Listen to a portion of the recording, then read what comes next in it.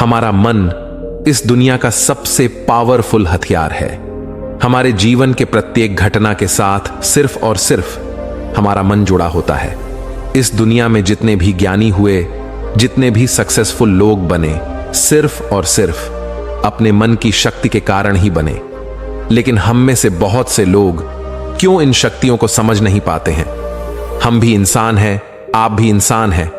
हमारे अंदर, आपके अंदर, सबके अंदर समान शक्ति है, लेकिन क्यों हम उसे समझ नहीं पाते हैं? जो इन शक्तियों को समझ गया वह ज्ञानी बन गया। जो अपने मन की शक्तियों को संग्रह करना सीख लिया, उसके लिए उसका जीवन आसान हो जाता है। वह अपने जीवन में जो कुछ भी चाहता है वह उसे पा लेता है। गौतम बुद्ध कहते हैं कि सभी में बुद्ध बनने की योग्यता है, क्योंकि वह जानते हैं कि वह शक्ति हर इंसान में मौजूद है, लेकिन उस शक्ति का सही उपयोग हम नहीं कर पाते हैं। कुछ कुछ शक्तियों का उपयोग हम कर लेते हैं और कुछ शक्तियों को हम व्यर्थ में ही छोड़ देते हैं। तो आइए इसे एक बुद्ध की छोटी सी कहानी से समझते हैं। एक बार बुद्ध एक नदी के किनारे से जा रहे थे। उस नदी में एक व्यक्ति डुबकी लगा रहा था। उस समय ठंड की मौसम थी। ठंड इतनी थी कि कोई भी गर्म पानी से भी नहाना नहीं चाहेगा, लेकिन वह व्यक्ति इतने ठंड में ठंडी पानी में लगातार डुबकी लगा रहा था। उस व्यक्ति को देखकर बुद्ध थोड़ा चौंकते हैं और फिर उसको देखने लगते हैं। वह व्यक्ति बार बार नदी के ठंडे पानी में डुबकी लगा रहा था। उसका पूरा शरीर ठंड से कांप रहा था, लेकिन वह पूरे दृढ़ संकल्प के साथ बार बार डुबकी लगा रहा था। उस व्यक्ति के लगन को देखकर बुद्ध बड़े आश्चर्यचकित थे और उस व्यक्ति के पास जाकर उसे कहते हैं, भंते, तुम इतने ठंड में इस ठंडे पानी में डुबकी क्यों लगा रहे हो? यदि तुम्हें नहाना ही है तो तुम डुबकी एक ही बार लगा सकते हो। वह व्यक्ति बुद्ध से कहता है, हे बुद्ध, मैंने संकल्प लिया था कि आज सुबह मैं इस नदी में 100 डुबकियां लगाऊंगा, लेकिन उस कमबख्त मेढक ने मेरा सारा खेल, मेरा संकल्प बिगाड़ दिया। बुद्ध मुस्कुराते हैं और उस व्यक्ति से पूछते हैं, क्या मेढक मनुष्य से भी ज्यादा शक्तिशाली है, जो उसने एक मनुष्य के संकल्प को खराब कर दिया? वह व्यक्ति बुद्ध से कहता है, शक्तिशाली तो नहीं है, लेकिन अपवित्र तो है। बुद्ध उस व्यक्ति से फिर पूछते हैं, तुम्हें उस मेंढक में क्या अपवित्रता नजर आ रहा है? वह व्यक्ति कहता है, मैं यह तो नहीं जानता हूं कि मेंढक में क्या अपवित्रता होता है, लेकिन मैं यह अवश्य ही जानता हूं कि मेढक अपवित्र होते हैं। बुद्ध उस व्यक्ति से पूछते हैं कि क्या तुम इस बात को साबित करके दिखा सकते हो कि मेंढक अपवित्र होते हैं? वह व्यक्ति कहता है, मैं साबित तो नहीं कर सकता हूं, लेकिन मैं जानता हूं। बुद्ध उस व्यक्ति से फिर कहते हैं, जिस बात को तुम साबित नहीं कर सकते हो, तुम उसे जान कैसे सकते हो? बुद्ध की बातों को सुनकर व्यक्ति थोड़ा आश्चर्य हुआ और बोला, क्षमा कीजिए महात्मा जी, लेकिन मुझे तो यही बताया गया है। बुद्ध उस व्यक्ति से पूछते हैं, तुम्हें यह सब किसने बताया? वह व्यक्ति कहता है, मेरे एक गुरु ने। बुद्ध फिर कहते हैं, यह जीवन तुम्हारा है या तुम्हारे गुरु का? वह व्यक्ति उत्तर देता है, हे बुद्ध, यह तो मेरा जीवन है। फिर बुद्ध बोलते हैं, तुम अपने जीवन को अपने अनुभव से जियोगे या अपने उस गुरु के अनुभव से जियोगे? वह व्यक्ति बुद्ध से बोला, हे महात्मा, यह तो मैं अपने अनुभव से जीऊंगा। बुद्ध बोले, तो बताओ कि सत्य क्या है? क्या एक मेढक अपवित्र हो सकता है? वह व्यक्ति कहता है, महात्मन, मैं तो नहीं जानता, मुझे सबके बारे में कुछ भी पता नहीं है। मैं आपको पूरी घटना बताता हूं।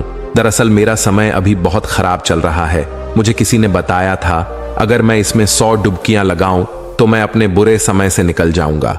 इसलिए मैं सुबह सुबह इस नदी में डुबकियां लगाता हूं और मैंने बड़ी मुश्किल से 100 डुबकियां लगा पाया था। जैसे ही मैं इस नदी से बाहर जा रहा था, तभी मेरे पैर के नीचे एक मेंढक आ गया और मेरे मन में लगा कि मैं पवित्र हो गया हूं, इसीलिए मैं दोबारा से 100 डुबकियां लगाने गया और इतने में ही आप आ गए और मुझे पता लगा कि मैं अपने गलत सोच के कारण अपने आप को सजा दे रहा था। जिस बात का मुझे अनुभव ही नहीं है, उसमें मैं बिना सोचे समझे ही सच मान रहा था, लेकिन आपने मेरी आंखों में बंधी अंधविश्वास की पट्टी को हटा दिया है। आपका बहुत बहुत धन्यवाद। फिर बुद्ध कहते हैं, मनुष्य अपने मन के कारण ही दुख पाता है। जो चीजें अपवित्र है उन्हें तो वे अपवित्र नहीं मानते हैं, और जो चीजें अपवित्र नहीं है उन्हें वे अपवित्र मानता है। लोग नशा करते हैं, गलत विचार करते हैं, एक दूसरे से घृणा का भाव रखते हैं, लेकिन वे उसे अपवित्र नहीं मानते। वे मानते हैं कि कोई जीव जो उनके जीवन में कोई प्रभाव नहीं डालता है उसे वे अपवित्र मानते हैं।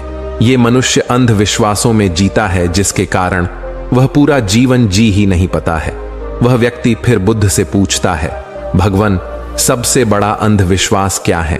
बुद्ध कहते हैं, मनुष्य का सबसे बड़ा अंधविश्वास यह है कि उसे लगता है कि वे अपने मन के द्वारा ही अपने मन से मुक्त हो जाएगा, यानी अपने मन के द्वारा ही अपने जीवन के सभी दुखों से मुक्त हो जाएगा। तुम अपने चारों तरफ देखना, तुम देखोगे कि हर व्यक्ति अपने ही मन के जाल में उलझा हुआ है। कोई उम्मीदों में जी रहा है तो कोई डरा हुआ है। किसी को लगता है कि कल सब कुछ ठीक हो जाएगा, किसी को लगता है आज का दिन अच्छा है, कल खराब हो जाएगा। लेकिन वास्तविकता यह नहीं, जब तक मनुष्य अपने मन को नहीं समझेगा तब तक कुछ भी ठीक नहीं हो सकता। और यही शाश्वत सत्य है। वह व्यक्ति बुद्ध से फिर पूछता है, हे तथागत, मन को कैसे समझा जाता है? बुद्ध कहते हैं कि जागरूकता से मन की ओर जागरूक हो जाओ। इसे देखो, पूरे दिन में जब भी याद आए जागरूक होकर इसे देखो कि तुम्हारा मन तुमसे क्या करवा रहा है। और यह जागरूकता वाली बात, तुम्हारा मन तुम्हें बार बार बुलाने की कोशिश करेगा, लेकिन तुम्हें लगातार बार बार प्रयास करते रहना है।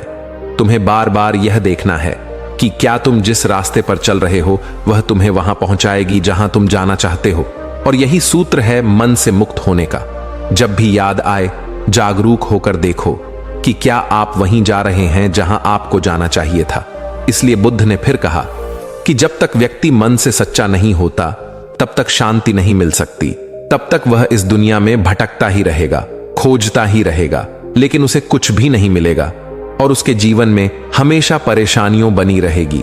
दोस्तों, उम्मीद है कि आपको इस कहानी से एक अच्छी सीख मिली होगी।